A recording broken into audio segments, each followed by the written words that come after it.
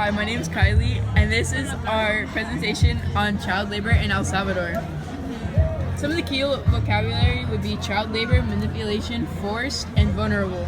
I'm going to start with vulnerable because some of these children will be vulnerable because they're at a young age. But vulnerable means susceptible to physical or emotional attack or harm. Forced, because most of this action is forced. Forced means done or produced with effort, exertion, or pressure. Manipulation means to control or play upon by artful, unfair, or insidious means, especially to one's own advantage. Child labor. Child labor means, well, it has multiple meanings, but the main one is the use of children in industry or business, especially when illegal or considered inhumane. Where is this taking place? Child labor takes place in households, local businesses, but mostly sugar plantations. Who's hiring these children? Farmers need workers, and children are most susceptible to being workers on farms, and also wealthy families.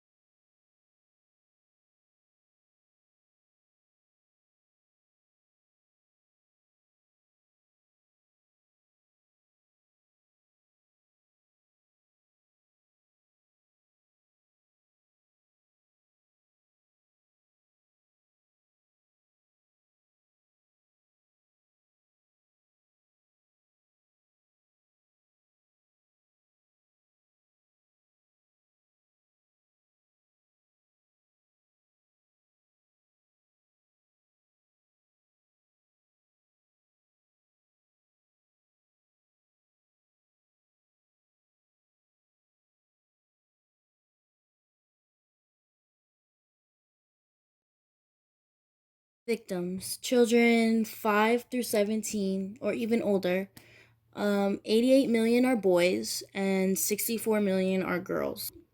Their reasoning is that they're either not in school or poverty, like their parents make them go to work because they're in such dire need of the money um, to provide to their family.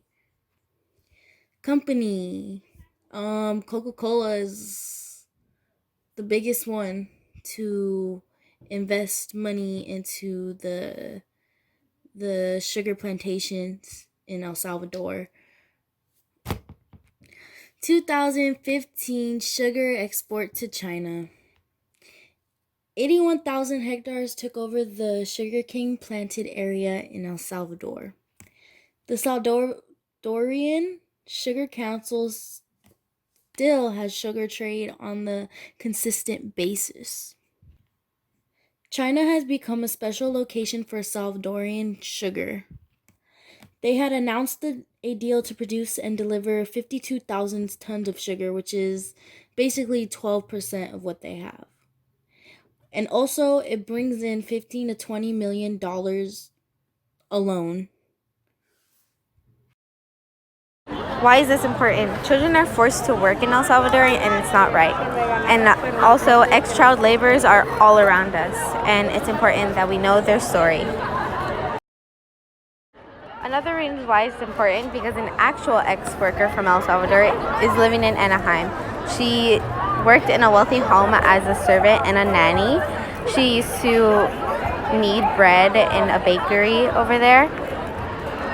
And she still tells her stories today, and it's important that we know people like her.